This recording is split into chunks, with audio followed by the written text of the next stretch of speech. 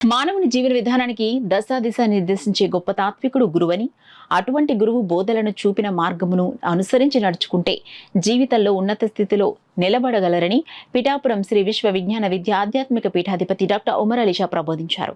గురు పౌర్ణమి సందర్భంగా పిఠాపురంలోని పీఠం ఆశ్రమంలో నిర్వహించిన ఆధ్యాత్మిక సభలో ఆయన భక్తులకు అనుగ్రహ భాషణ చేశారు. పిఠాపురం మహారాజా రైల్వే వారధి సమీపాన ఉన్న విశ్వ విజ్ఞాన విద్య ఆధ్యాత్మిక పీఠం నూతన ఆశ్రమంలో గురు పౌర్ణమిని పురస్కరించుకుని ఆధ్యాత్మిక సేవా కార్యక్రమాలు నిర్వహించారు.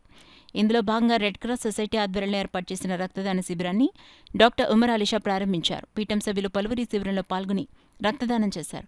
అలాగే పీఠం కన్వీనర్ పేరూరు సూరిబాబు దంపతులు పీఠాధిపతి డాక్టర్ ఉమర్ అలీషాకు వెండి పాదుకలు సమర్పించారు.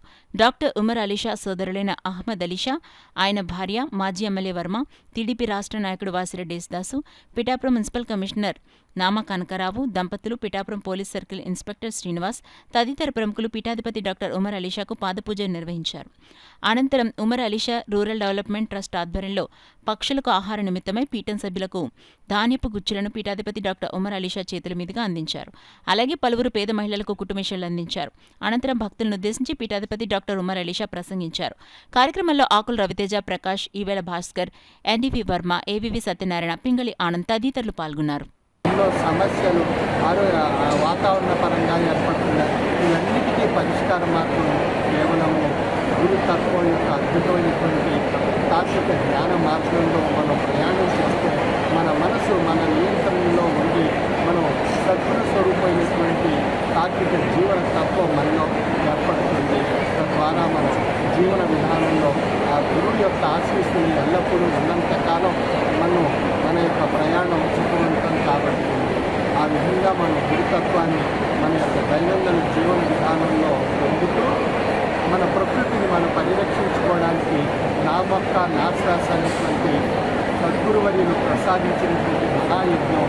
కాబట్టి ఇప్పుడు వచ్చినటువంటి వర్షాకాలంలో ప్రతి ఒక్కరూ 3 మొక్కలు చొప్పున నాటి ఆ మొక్కలకు బ్రహ్మ, విష్ణు, మహేశ్వర స్వరూపమైనటువంటి మొక్కలుగా నామకరణం చేసుకుని గురు స్వరూపమైనటువంటి శక్తి ఆ మొక్కల నుండి పొంది వాటి ద్వారా వచ్చేటువంటి ఫలాలను, పుష్పాలను నైవేద్యం కింద సమర్పించుకొని మనం పొందడం ద్వారా మనలో ఒక అద్భుతమైనటువంటి అభౌతికమైనటువంటి శక్తి ఏర్పడుతుంది.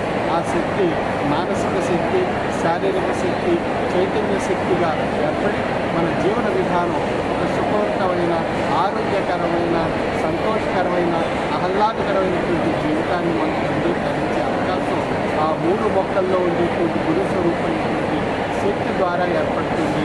అందువల్ల సద్గురు మనకు ప్రసాదించినటువంటి ఆ 3 మొక్కల తత్వాన్ని పొంది సద్గురువర్యులకు ఆశీస్సులు పొందుతూ మన జీవన తత్వంలో ఆధ్యాత్మిక తత్వాన్ని పొంది ఆచరిస్తూ మన జీవన విధానం సుఖమయం చేసుకుంటూ శాంతి, తృప్తితో ఆరోగ్యంగా మనుగడ సాగించేటువంటి ఆశీస్సులు పొంది తరించవలసిందిగా నా యొక్క మనవి. సర్వే జన సుఖినో భవంతు.